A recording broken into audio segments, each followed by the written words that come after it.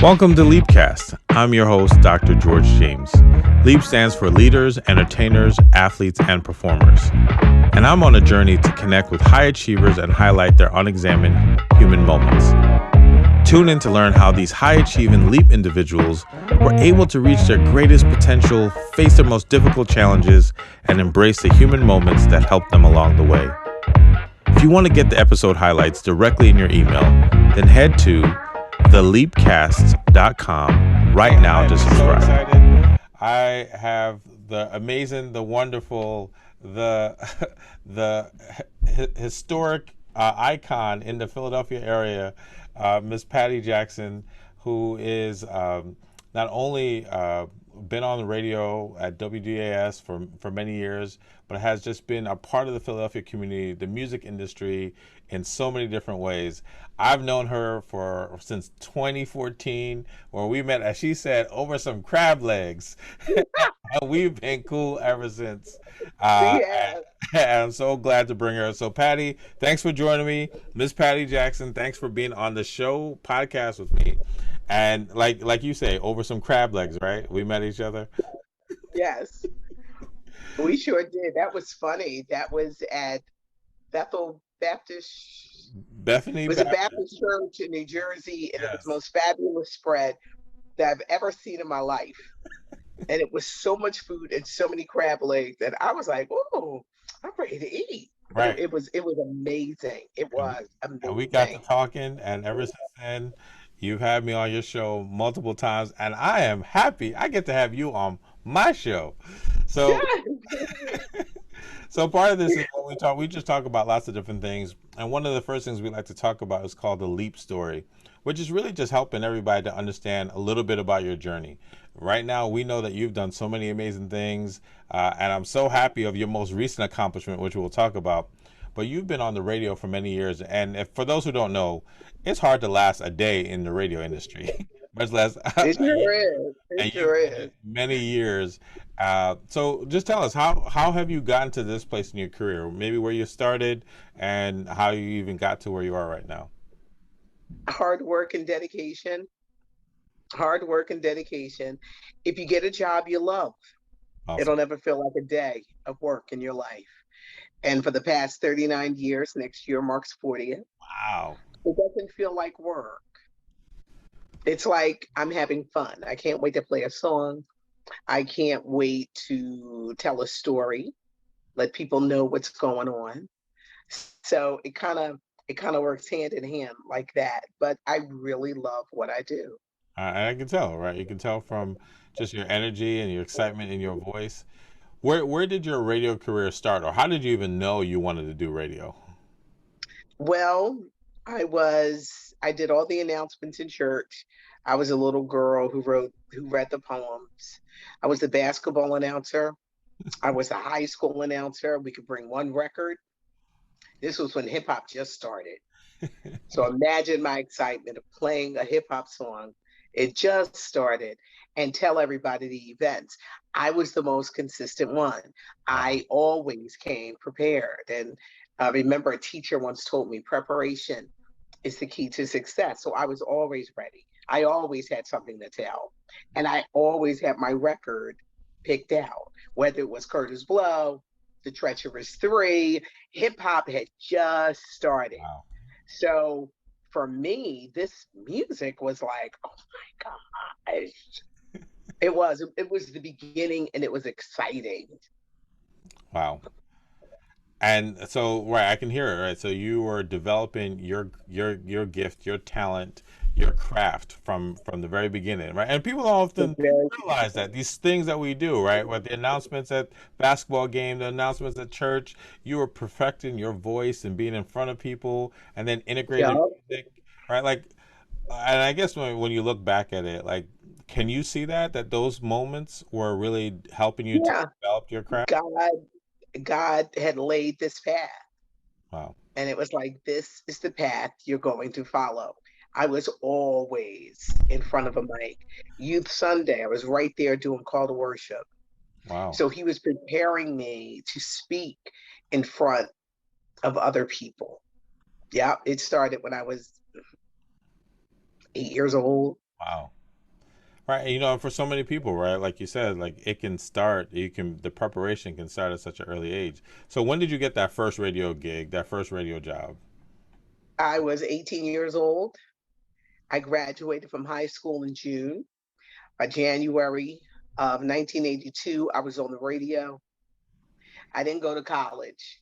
Oh, I started doing an internship at a radio station in Camden. I heard that they needed interns.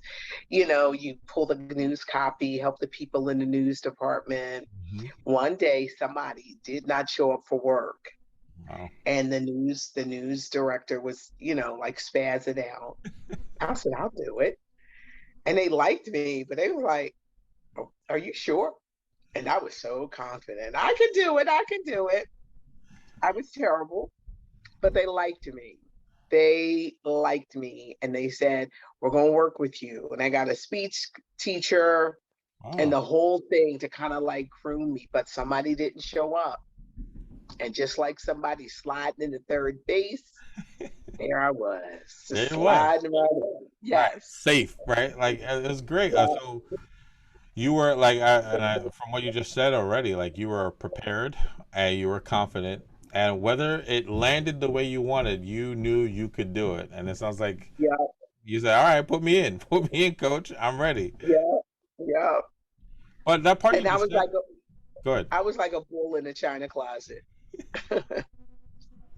How so? How did that happen?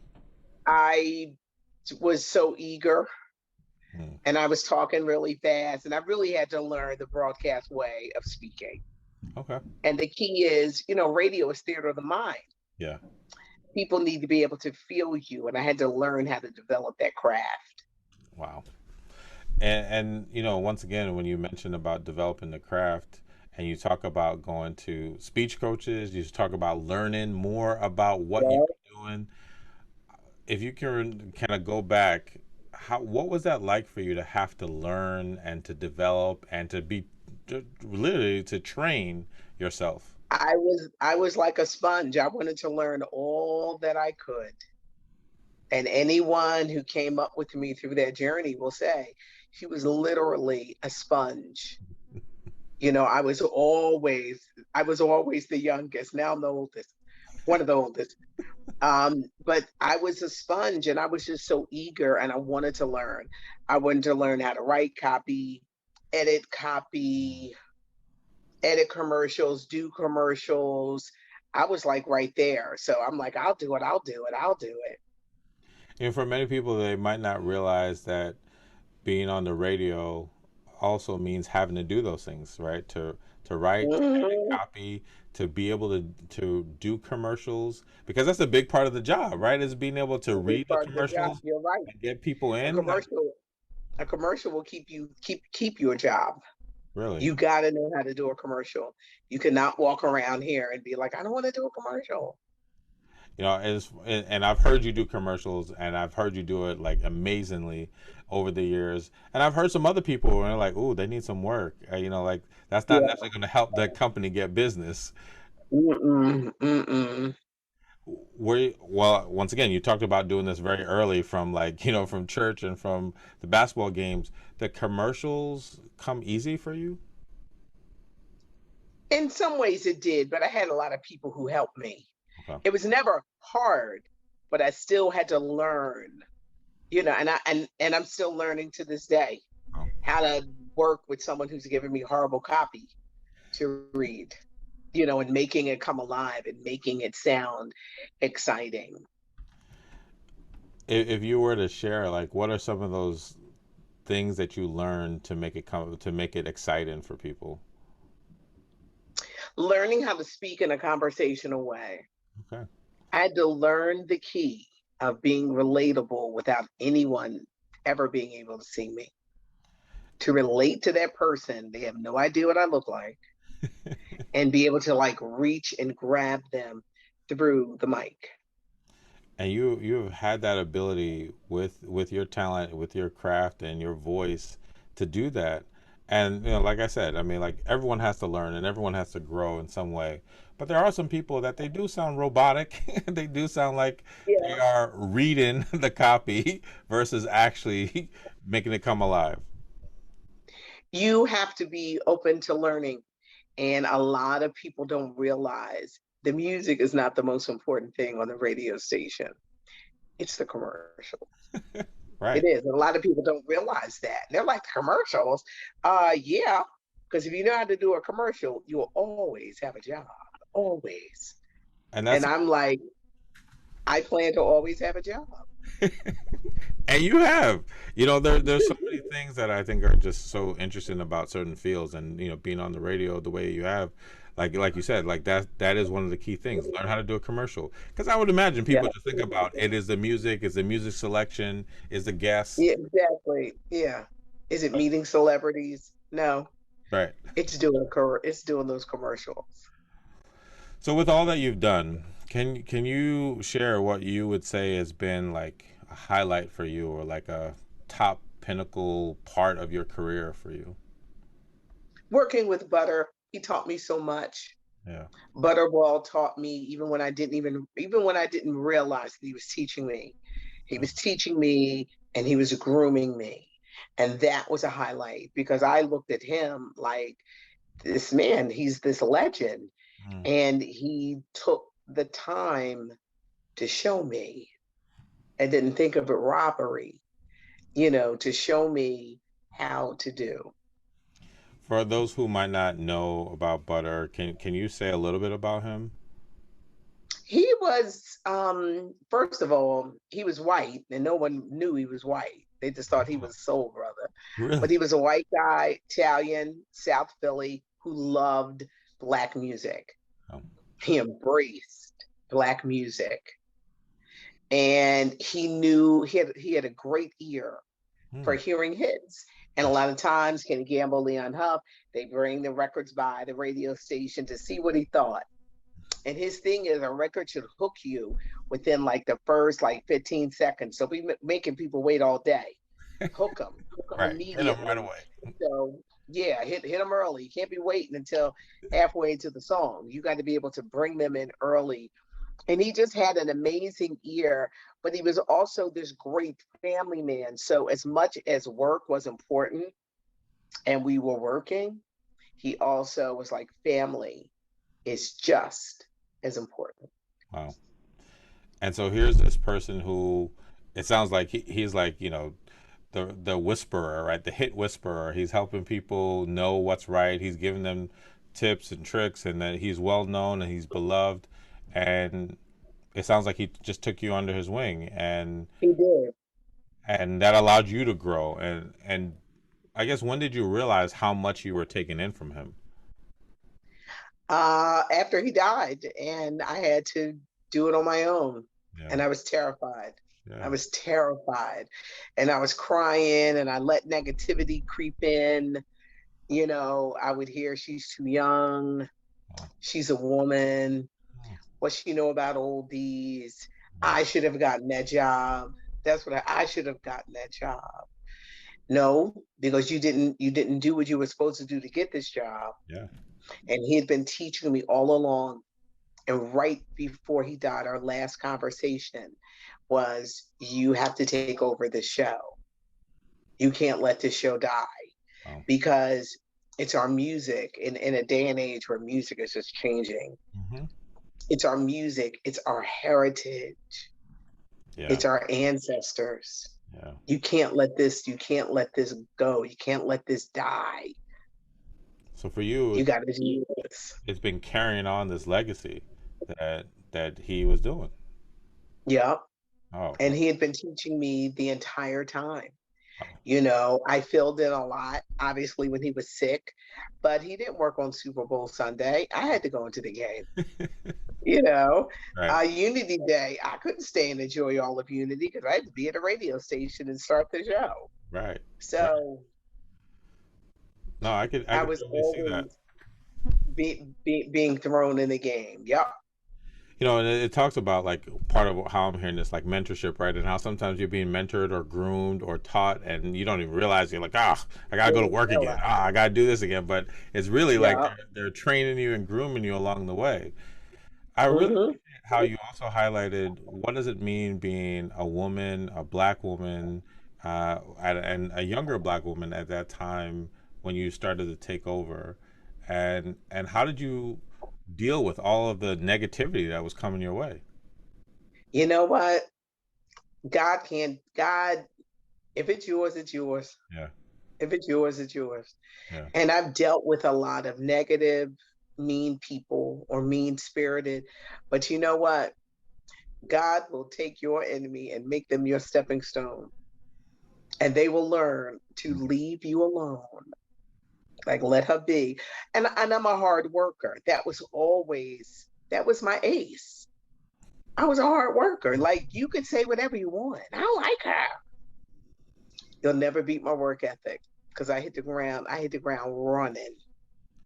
There's so many people who talk about the importance of hard work, and I love that you're like just, you know, adding that, right, and continuing to share that, right. Like you said that from the beginning, right. Your craft was being developed young, but you also worked hard, right. You also put Yep. in the time and the energy, and it sounds like so many people noticed it too, and that allowed Hmm. you to like have opportunities when other people didn't. So they can Yeah. hate all they want, but you're gonna be there. But yeah, it's like, I'm going to be there. I'm going to do this, you know. Yeah. So I hear all this, and obviously there's always ups and downs that we all encounter. What would you say was one of the hardest or toughest moments in your career to date? When I had the stroke Yeah, and coming back to work, yeah, and I was terrified. I lost my vision. I couldn't walk. My whole right side had gone. That was terrifying.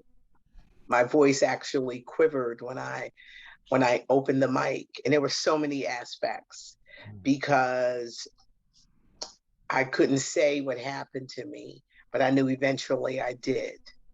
mm, So I made a video, mm, and people were shocked. They're like, "Oh my God, what happened to you?" Then I had an appearance at the Kimmel Center. I always do their Soulful Christmas.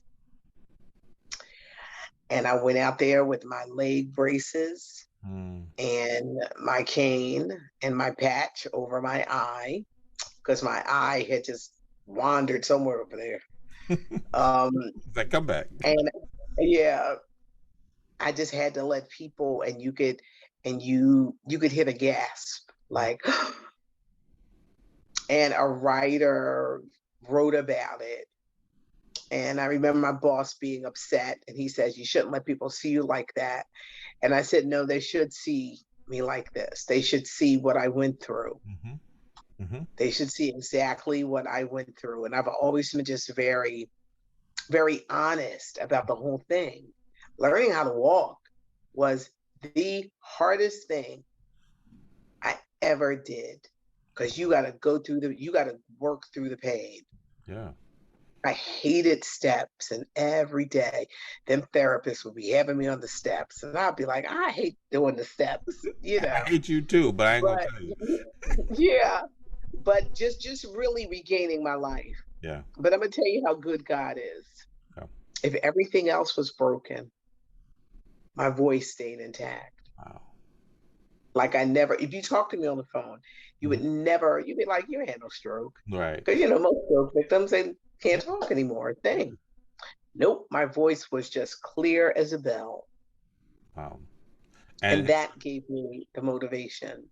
I think about like musicians, piano players, right? Like their instrument, their the thing that allows them to do their thing is their hands for the most part, right? Hmm. Singers, their voice. For you, your voice. And to say that with everything that you went through, you didn't lose your voice. I mean that. I'm wondering if that helped you in those tough moments to say I still have my voice. It did. It did. It made me stop crying Oh, because I knew that God didn't leave me. yeah. If I thought, what happened? Why did this happen? God let me know I'm still here. Yeah. I didn't take that gift. Yeah. I'm still here. And he really, like, really rebuilt me and got me back on my feet. Yeah, I can only imagine what it was like for you to go through, all the things that came with having the stroke, and that you were willing to be public with it, like because you're at least a good part of your life and your career is in the public, and so Yeah. it was probably hard to Right. really keep that from people, but you still were willing Yeah. to be that vulnerable, and I think that just takes a lot of courage that you were willing to do that. Yeah, I couldn't pretend like something ain't happened because all you would have to do is see me out Right. and notice either the braces on my legs or that I walked a little different than everybody else. Who or what helped you in those moments when you were probably at your most vulnerable place, having to need My help girlfriends, after? my Yeah, my girlfriends, yeah, yeah, the late E. Stephen Collins, his wife, yes. who bathed me, Yeah, like she bathed me wow. like I was a baby. Yeah. She bathed me and just a circle of people who really just to help me get back on my feet and regain my steps. And I know you've probably thought about this in many different ways, but to have somebody in your circle who was willing to just do whatever you needed, what did that mean for Yeah, you? it meant the world to me because I could not. This is not a journey I came through by myself. Yeah. There were those who helped me. Made sure I got from A to Z, and I could do everything that I needed to do. Wow. That Yeah, I think it's really great, and once again, like amazing that you were willing to be that vulnerable in moments where you felt overwhelmed, discouraged. I could only imagine like you probably at some point might have even felt depressed or just in, as they say, in yeah, your feelings. yeah. And how did you manage those moments? Well, they put me on these little antidepressants I didn't want to be on. They help. Little 3 milligram. And I remember bragging to the doctor, I'm not depressed anymore. And she said, it's because you're on meds. Yeah. She said, just keep taking them. Just keep taking them. That helped a lot because I cried a lot. Yeah. And it's very easy to sink into a depression.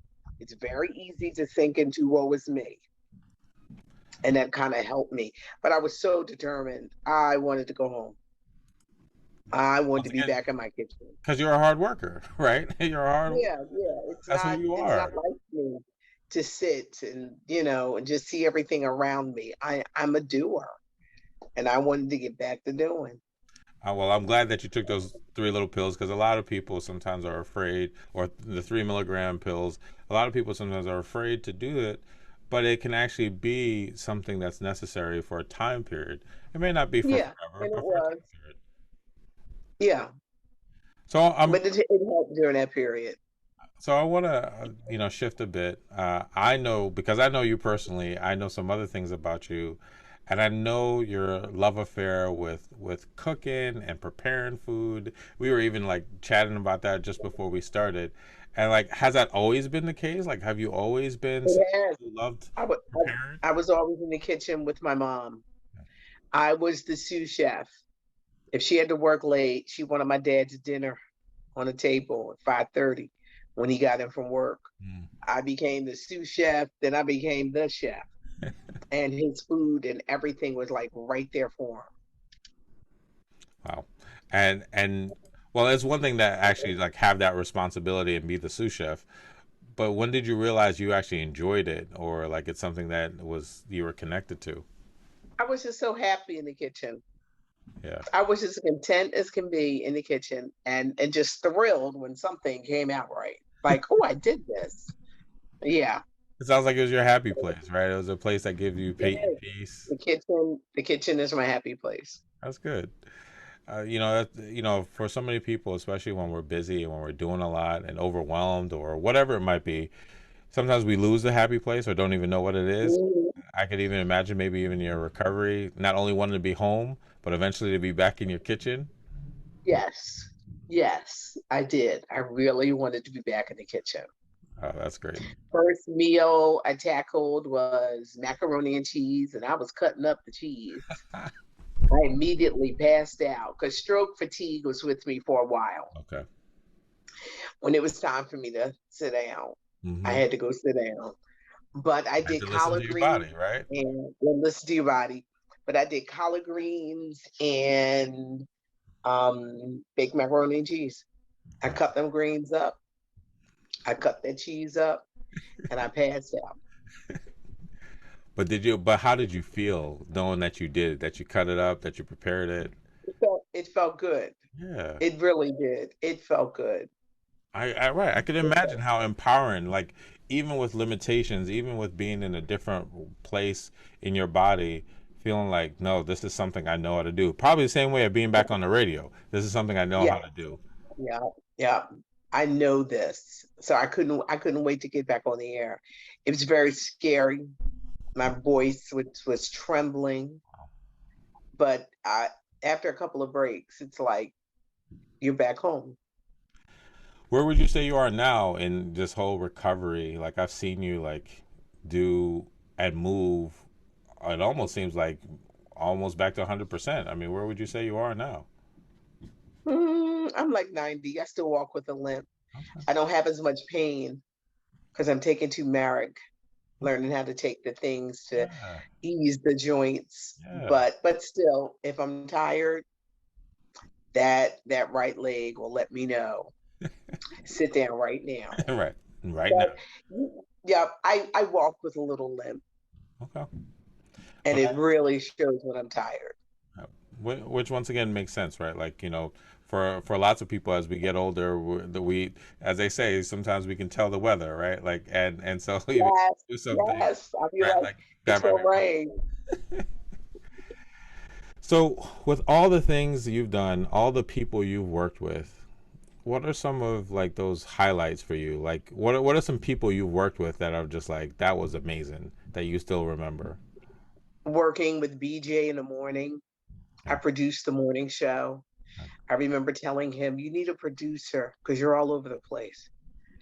And he entrusted me enough Hmm. to lay out the format and write jokes and create characters. And that was a real growing time for me. And I loved it because I realized that I just had a natural gift Hmm. of producing. Wow.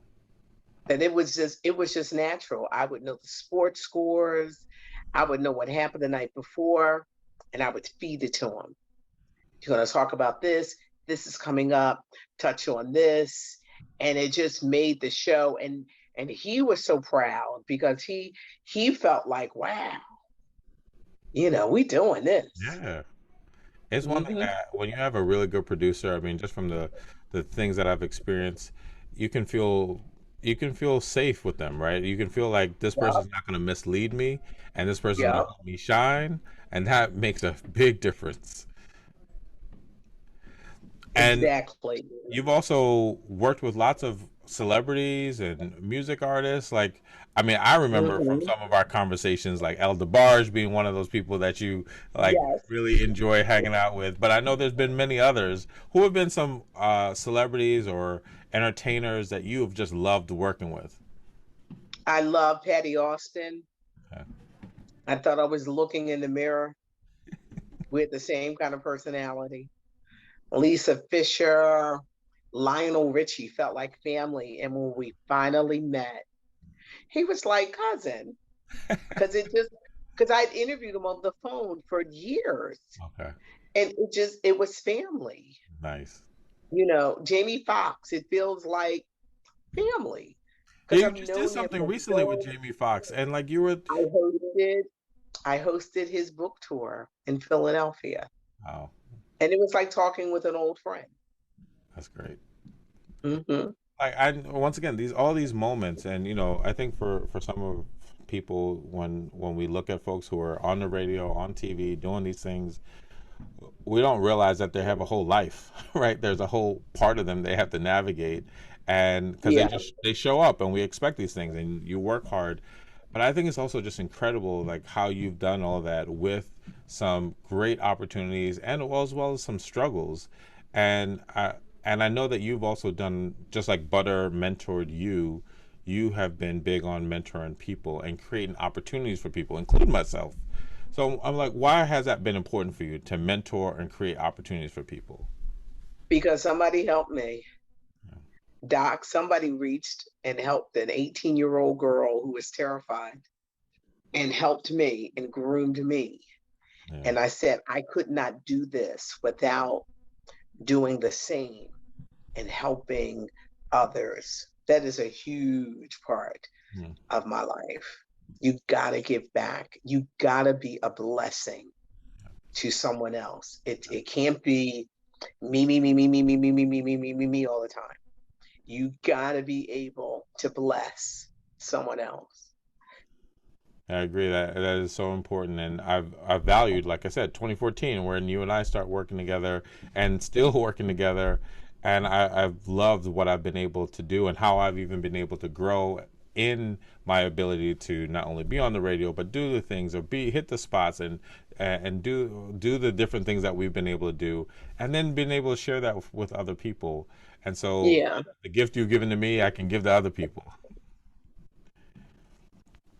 There's something that I like to ask everybody about, with all that you've done, with all the people you've been able to interview, or talk to, or concerts you've been able to open up. Is there anyone that you would love to work with that maybe you haven't worked with or haven't worked with in a while? I would love to work with Barbara Streisand, Oh, Elton John. Elton John would look at me like, why does this black girl know all of my music? Diana Ross, I would love to interview Diana Ross. She doesn't talk to anybody. I would love to talk to her. yeah. I really would. I would love to have a conversation What do you with think? her. What do you think would come out of that conversation with you and Diana Ross? You know what? What's surprising about Diana Ross? For all the gowns, hair, everything, she got 5 kids. Yeah, yeah. A lot of people are surprised that that she's a mom. She's got 5 kids in an era. This is the little one. Say hi. Yes, yes, and we're working. Pumpkin. No, we're not painting no pumpkins. Go on, get down. Come on. I'm busy. A lot of people are surprised that she's got 5 kids. Yeah. She says her kids are her greatest joy. And guess what? I've met all of her kids except 2. Wow. And they were the nicest kids ever. You think, Yeah. oh, your mama's a celebrity, they're going to be a brat or a jerk. No. Her kids were so down to earth and so nice. How did she manage to balance that? Because think of the many women. Yeah. They sacrifice that for their career. Now, Diana Ross had 5 kids and still had this super fabulous career, around the world. But she was a mom.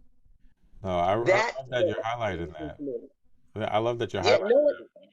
Because that's something I've missed too, right? Like that's something that I haven't even recognized fully, like how she's had to juggle that. And to be honest, right? Like being a mom, being a celebrity, being a singer, actress, but also in a world where like it hasn't always been easy for women, for Black women, for like being, and that level, and to manage all of that. So yeah, you're right. So I would love to talk to her about that. Nice. No. Her first child was by Berry Gordy. Oh. His little music history. That song came out in 1969, Love Child. And back then, to have a baby out of wedlock was a bad thing. It was looked upon like, right. And it was Berry Gordy's child, but she married somebody else because she had to keep the image up. Yeah. Now the baby came looking just like Berry Gordy. Not the husband. But she married this white man, and it was like, that baby don't look like your husband. No. At all. So finally she had to fess up. And Berry Gordy was the father of this child. She looks just like her dad. Rhonda Ross. Wow. Rhonda Ross, who's very nice, by the way. Very, very nice. I love it. And this is what Patty does on her show, right? She always knows the inside scoop, right? The 411, right? That no one knows or remembers or like, you know what? You're right. I forgot about No, it is. You start thinking about it. You that. do. Right. You just start thinking about it. That's cool. So as we kind of wrap up, there's a few questions I'd like to ask to end.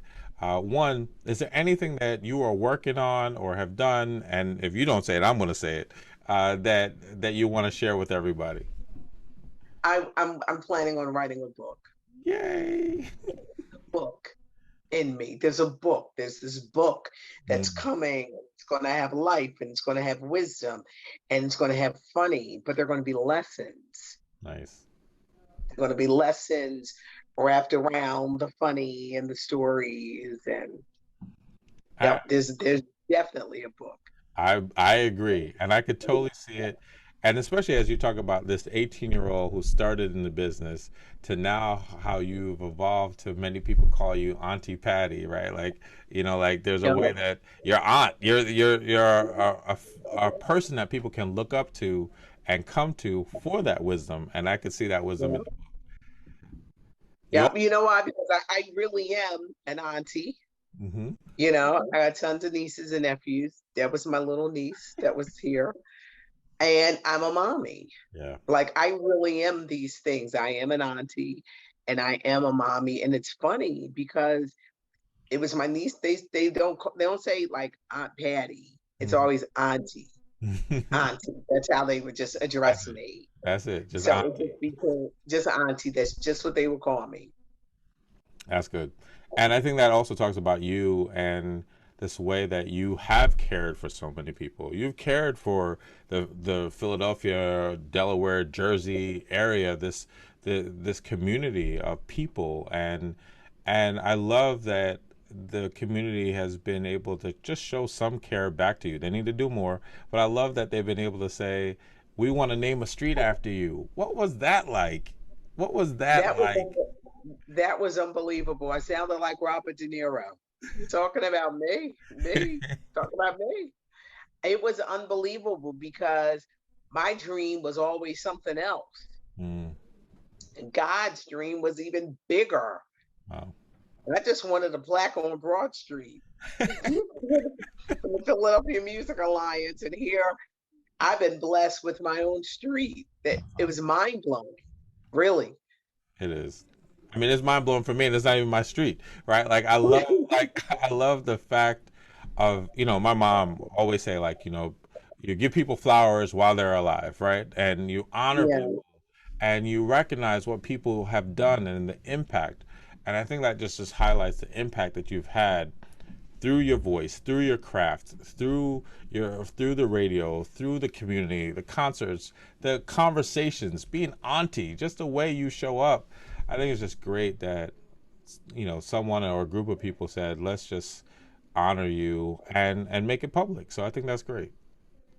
yeah. No, it was so cool. It was.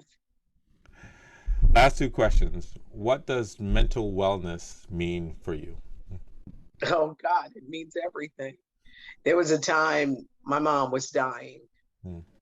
and I never wanted to tell anyone that I was depressed. Yeah. It was hard for me to process her dying because I took care of her. Yeah. I was in denial about her dying. When they told me that we had to start hospice, I just got up. I said, she's gonna be all right. Mm-hmm. I didn't want to accept it. I never wanted anyone to see me cry. Yeah.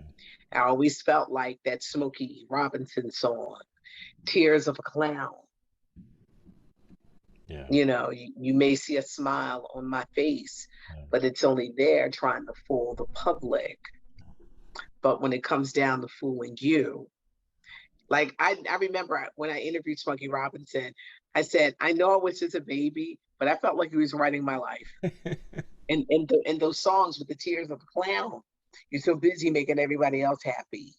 Mm-hmm. And I never wanted to admit depression. Yeah. A lot of people will never admit, but there will be times in our life when we will go through depression. Yeah. And it's okay to say, I'm not okay. Yes. Yeah. It's okay. But it took me a long time to be able to realize that it's okay if you're not okay. It's And okay to be down in the dumps. it is definitely okay to not be okay and to let other people know.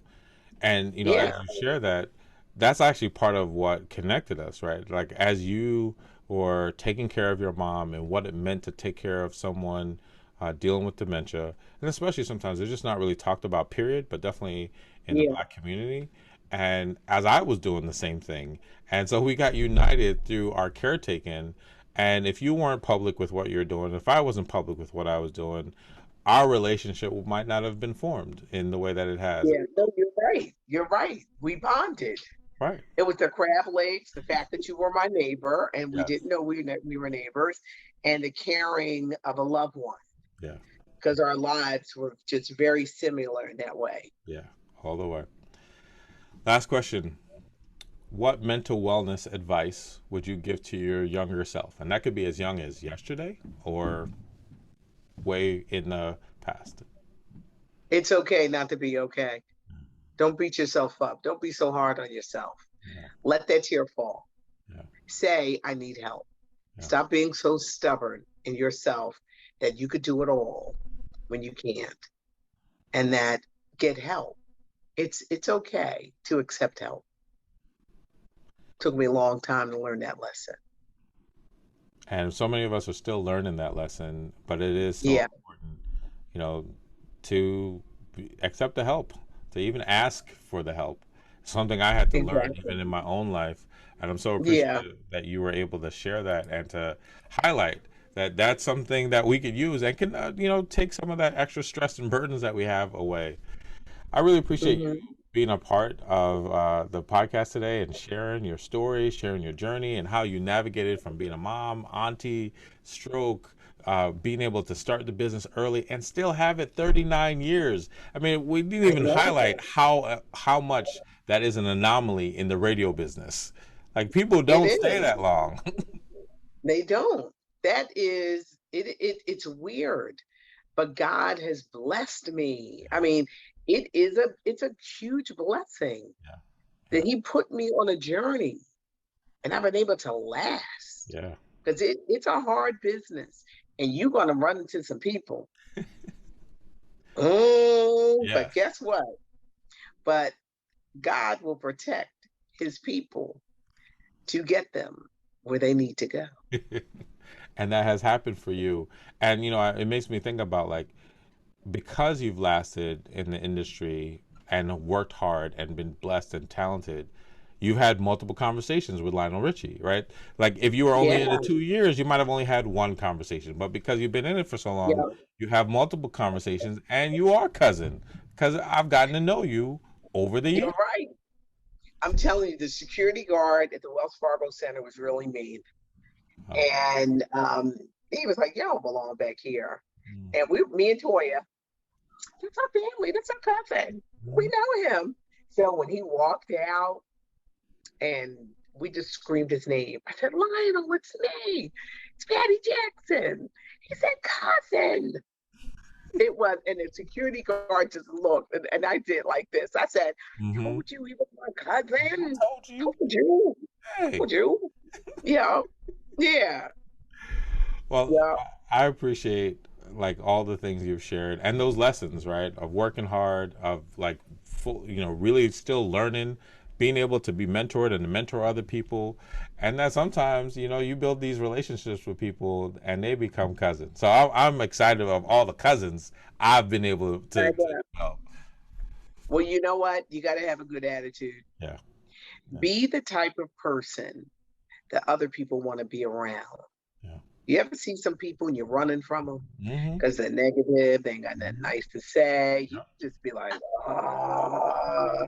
No, be the light where people want to soak up that energy. Yes. Be the type of person that other people want to be around. And every day in a good day, but but be the light with your smile, be kind, a hug, a kind word, a joke, a story, but just be that, because a lot of people need it. You never know what people are going through. Yeah. You're not alone in your journey, but be that light. So many people, they get to a point and they get uppity. Mm-hmm. And they're like, I've made it. I don't have to help anybody. I don't have to do anything. Ah, And you can't have that. no. You gotta be the light. And I think that's why God has blessed me. Because this is an anomaly. To do something for 39 years, we're knocking on 40. Yeah. Yeah. Yeah. And what I love about it, I mean, I love everything you just said, right? The importance of being kind and being the light for people. Because, like you said, we never know what people are going through, and that sometimes that's why people walk away. You know, Patty Jackson was just so nice to me. She didn't have to, but she said a kind word, and that just made my day, and that could really mean something for people. And what I really love about your ability to be in the radio business 39 years is that the business has changed probably like a million times from when you first started to where it is now. And But you with have social evolved and media, adapted. I have. I didn't want to. I didn't want to do it at first. I didn't want to. It was a young person who took me by the hand and said, I'm going to show you. Mm, They said, I'm going to show you how to do this. wow. Well, I Patty, didn't want to do social media. and and now like you're killing it, right? You've been killing it. I mean, on every platform, like you're killing it, and I love it. You're from YouTube to Instagram, and Yeah. I just think like what you've done and how you've been able to shift and to adjust and to stay relevant in an industry that sometimes likes to kind of kick people out is amazing. So, Yes. Patty, I really And it makes appreciate. you like you're old. Yeah, I really They appreciate you do. being a part.